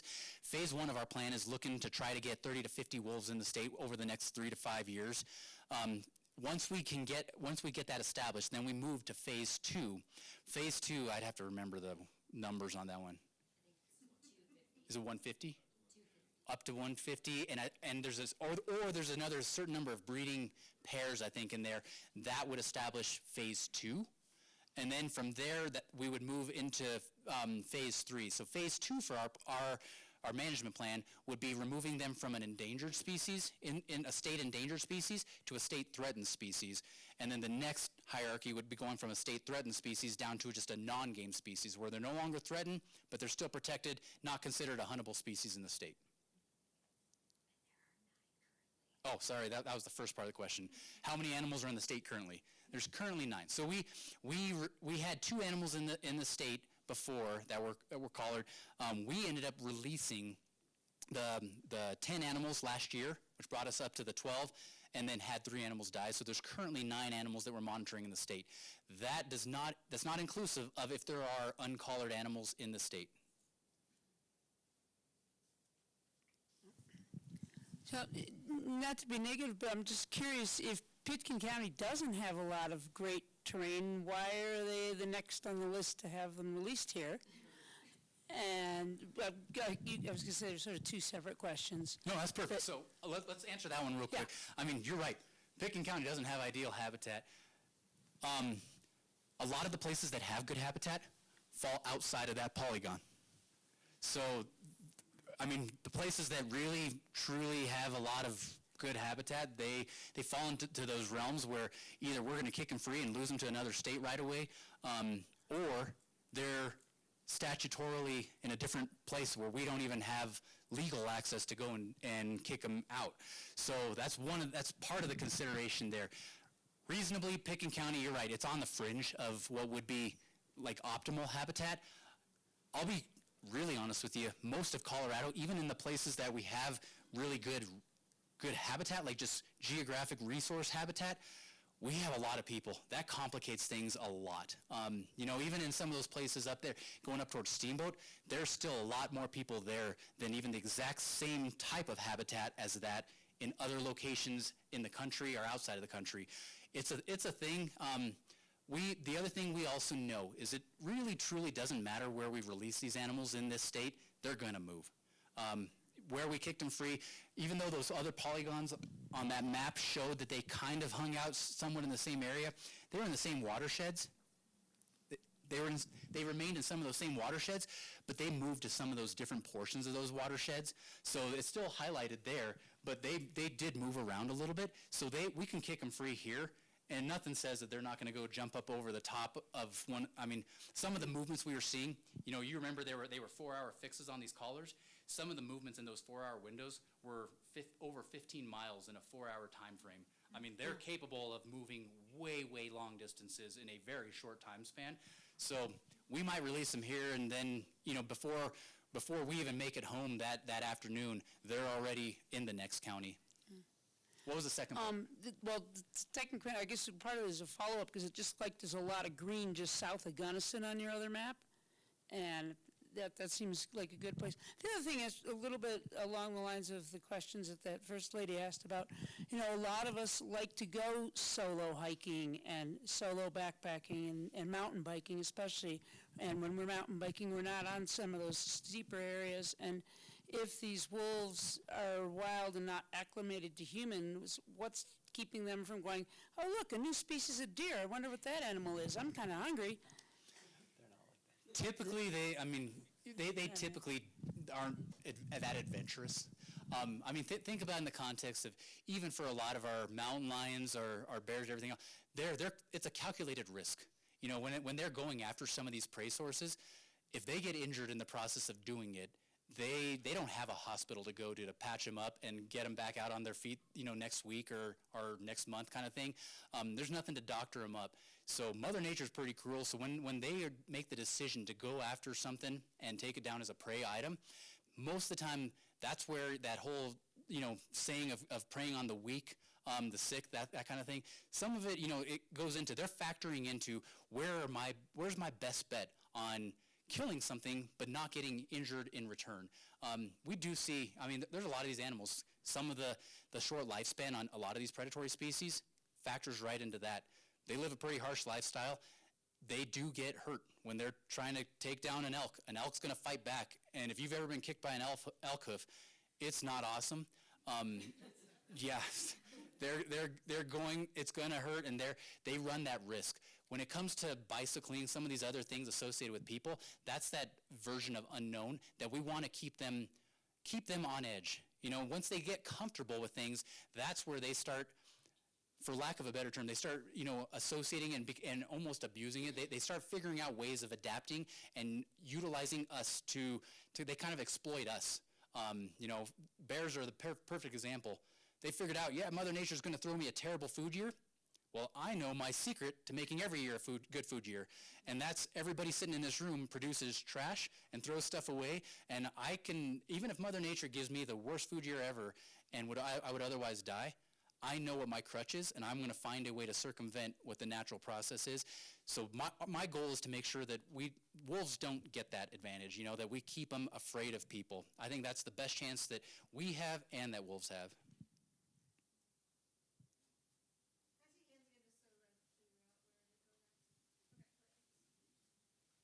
Good evening.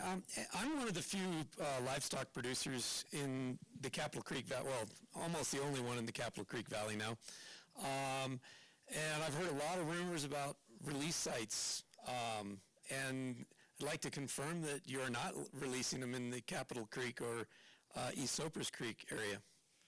So the rumors that have been spreading around, I mean, we were responding to some of those as we were walking in the door here today. There's been a lot of information posted on social media, lots of phone calls, everything else, specific to one of the landowners in the area there that has, and I'll tell you up front, has not offered a site for release over there.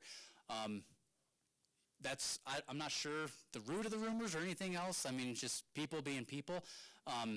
Yeah, I mean, for all of our sites that we're looking into exploring, because of some of the protections, for the animals, for staff, for people, everything else, we're not going to come out and even on the state-owned parcels, we're not going to explicitly say, yeah, we're kicking them free on this site or tell you the dates or anything like that. We can't do it in order for us to do our jobs. But yeah, a lot of the rumors that I guarantee you've been hearing, not founded. I mean, we've been made aware of them as well.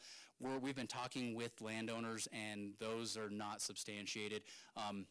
As an agency, if we went and tried to dispel every rumor out there, that's all we would spend our time doing, which frankly is probably better than dealing with bears all the time. But we haven't come out and tried to go and fight that one specifically because the minute we do that, we're going to have another one pop up that we're going to have to go and fight that one, and it's just, yeah. Hi, earlier you spoke about the pack being the breeding pair and then their offspring and generational offspring. When the pack gets too big, they some of them get kicked out. Do other packs assimilate those lone wolves, or are they kind of on their own for the rest of their life? And then I have a second question after that, just a quick one. But typically, because of that whole territoriality side of things, they're not too welcoming of outside members coming in, and they have their own system established there. Doesn't mean that they wouldn't, but generally speaking, they don't. And that's where, if they would look to go and branch out on their own and establish their own pack elsewhere. Right now, in the infancy stages in Colorado, sky's the limit. There's a lot of unexploited habitat where maybe that's a possibility. As things start becoming established, that's where it gets a little bit more complex. That also plays into that whole shortened lifespan for a lot of these animals, because once they're out on their own, they're not as productive, and then they're in direct competition with everybody else that is being productive. And then real quick question, the fifth Copper Creek pup, do you guys know if it's still alive? Is it still out there? Still being, we still have activity in the area where we're still actively monitoring it. From what I heard from our biologists that are paying attention to it, nothing real recent, but as of here in December, they still were able to confirm with some of the camera information that animal was still alive. So it's found a way, it's still finding a way to make a go of it, even on its own, as a young animal.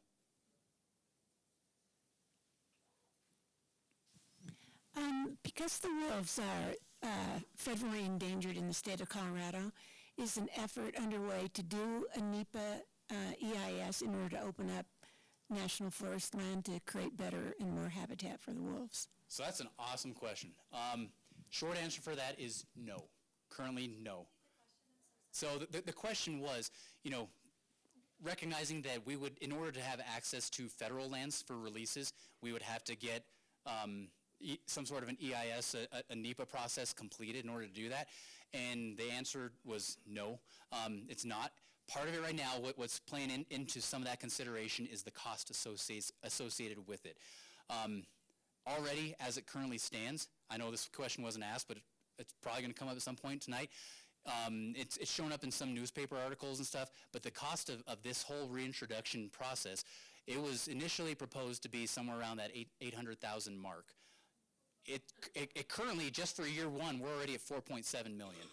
So, running NEPA on something as large scale as would be considered for the wolf reintroduction would cost millions of dollars to do. So that's been a limiting factor in going through and assessing some of that.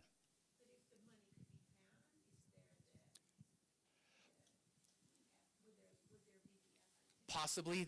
The second thing that plays into that is the timeline associated with it. Even with the newer version of what, we've been working with our federal partners on the process going through NEPA, it's still something that takes generally years to accomplish. Whenever we set forward on some of this, everything and the statute was initially passed, we already had a timeline of 0 years in order to get things on the ground, and we were reasonably, on that optimistic side, going to have the initial reintroduction portion of it completed within the first 3 years, which probably would have lined up with what would have been the NEPA process. So we would have received NEPA after reintroduction, after the releases were actually occurring. Most of these animals, outside of that, the NEPA would have only been required for releases. Everything that was occurring on the landscape afterward, nothing says that those animals can't live on national forest their whole life. They just can't be released initially there.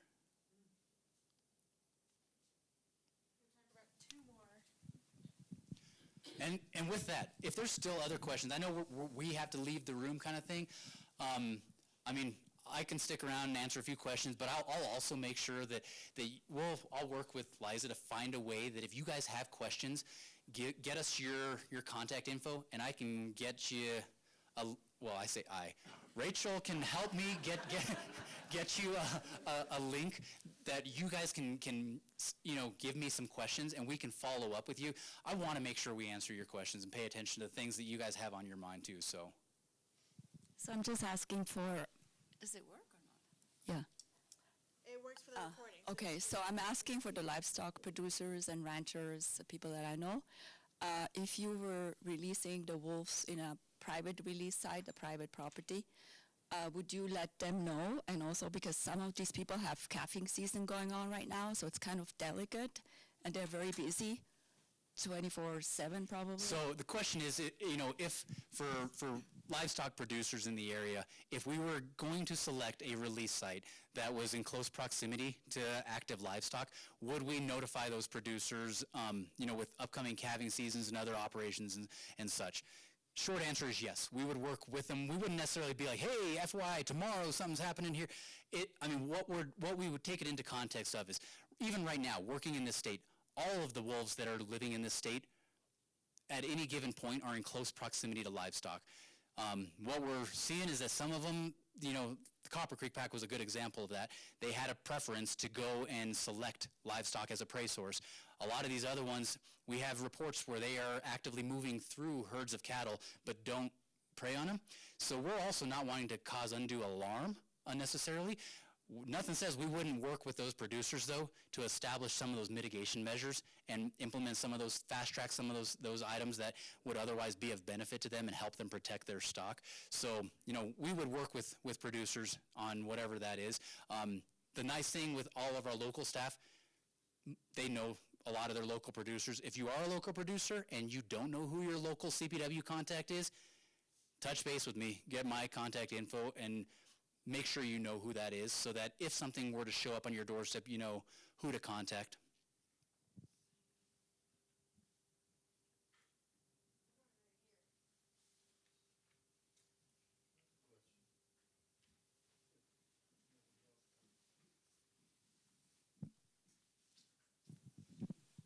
I'm not very much informed on the livestock wolf relationship that's occurred since you started the program. Has there been depredation, and what's the state's policy for that? Is there a reimbursement, or I just for the sake of people raising livestock, it is an important question. It's a really good question. Yes, there's compensation. Yes, there have been depredations. Do you remember exactly how many confirmed? The number of investigated is a ton. And part of it's just that right now everything is being turned in as a possible wolf claim. The number of those that are actually confirmed is lower. I believe we're in that 46 since 2021, statewide. So, and that includes on the east side of the Continental Divide, because we did have a wolf kill livestock. Actually, it was from the Great Lakes region. A wolf wandered into the state over there outside of Colorado Springs, not associated with the release efforts, but still a gray wolf, and it ended up killing livestock over there. So we have had depredations, confirmed depredations. The state is liable for those damages and will reimburse producers. We've hosted several producer-oriented meetings. We actually had one here in this room here a month ago. But no, there are different compensation packages associated with that. Some are based on the actual loss of that animal, that single animal. Some are based on weaning weights and conception rates and everything else. So there's a whole different, there's a variation. There's a lot of variety to that.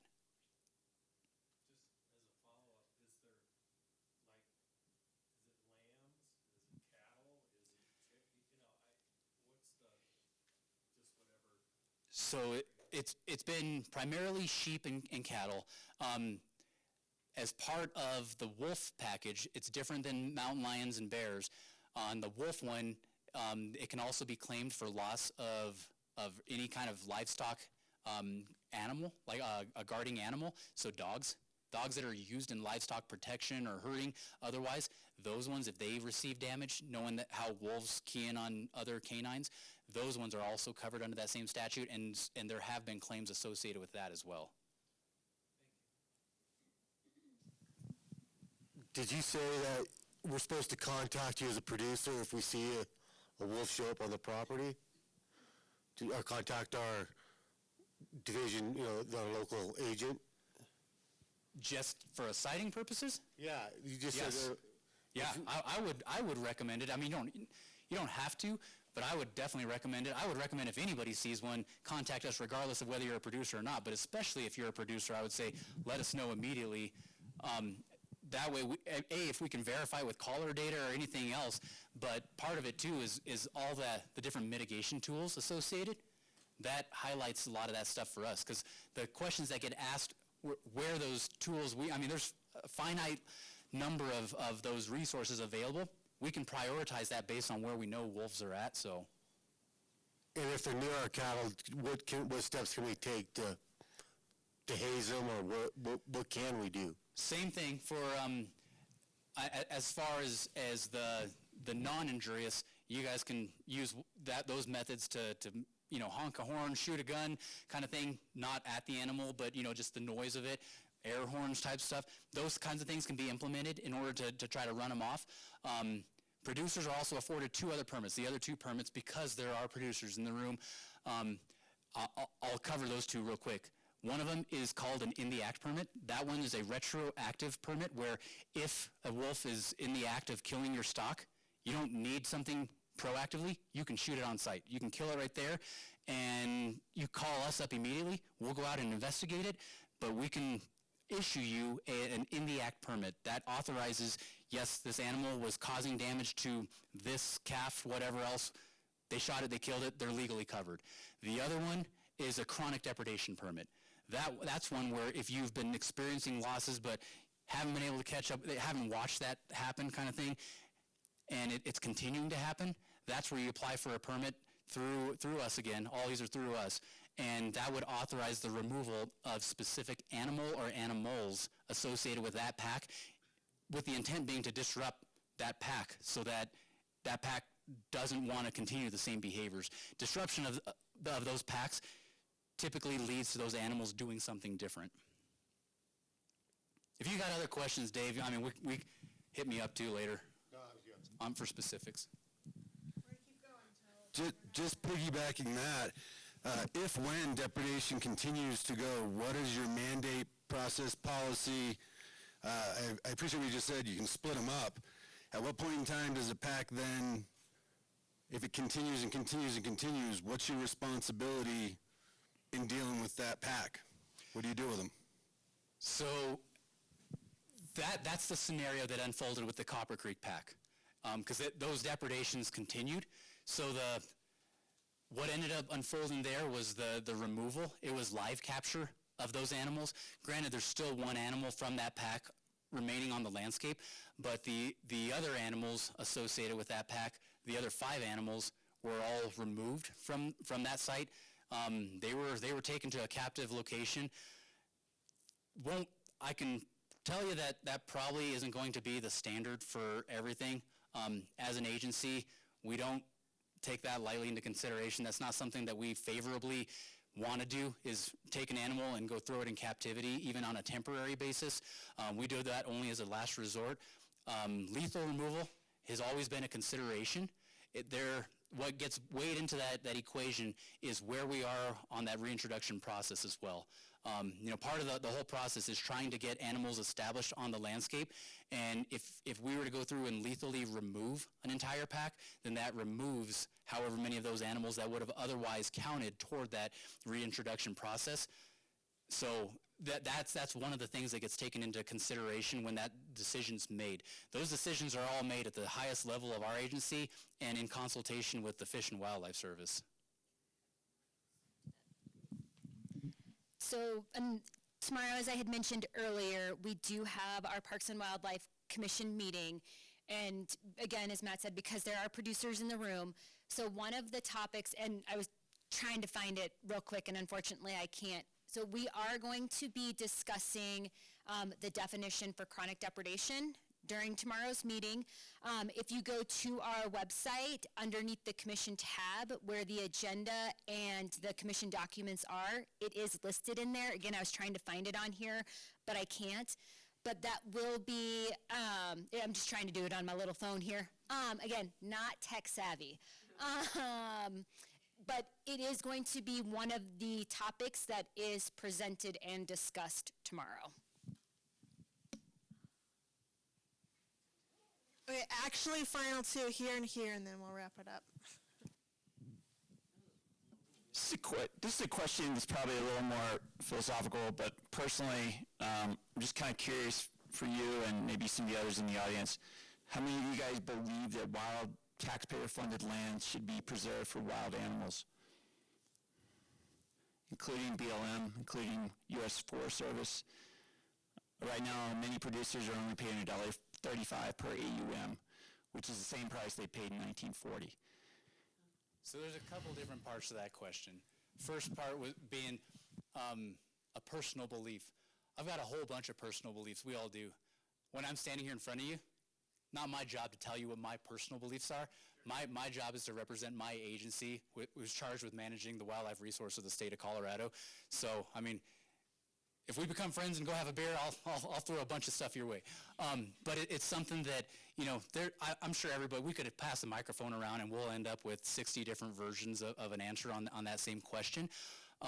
Associated with how, some of our public land management agencies, whether that's local, state, federal, how they manage their lands, all of us have different objectives for how we're doing things. CPW owns lands, and we have different objectives that we try to manage our lands in accordance with. Same as the BLM and the Forest Service, related to how their, what their allotments are and everything else. That's something that'd be a question for them. I'm not in a position where I can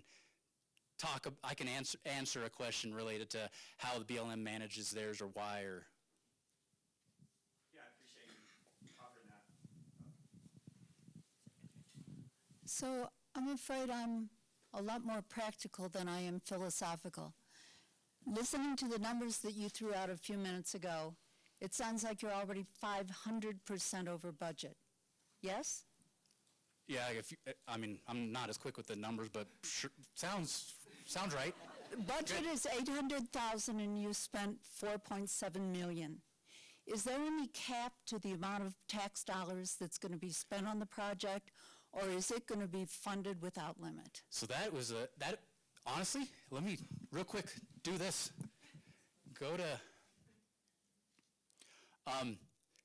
question being, is there a cap to where the funding ends up stopping?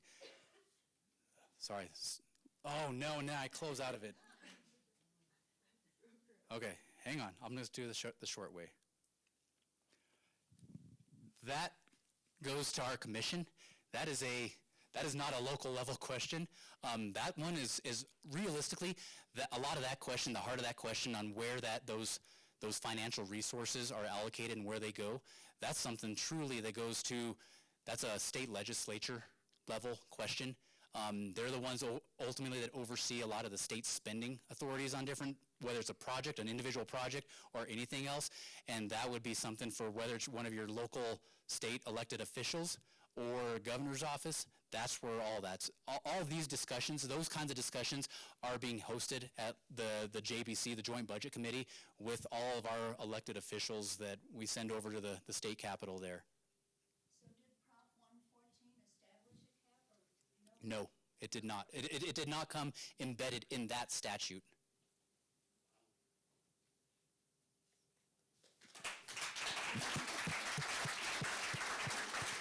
Hey, real quick, just as a final note for everybody here.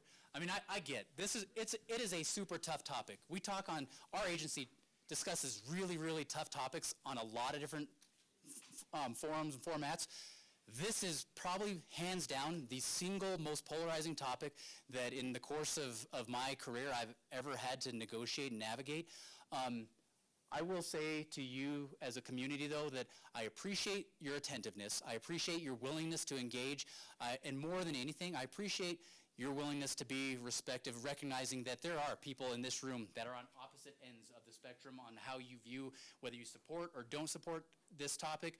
You guys are at least holding together as a community and trying to be respectful and productive there. Best we can do. I have visited other places in this state representing my agency where that has not been the temperature in the room. So it makes it way awesome, though, for me to want to continue to manage wildlife in this community, in this valley for you guys because of the way you conduct yourselves. So please continue that as we move through this, because there's tough times ahead. So thank you. Thanks again. One more round of applause for Matt.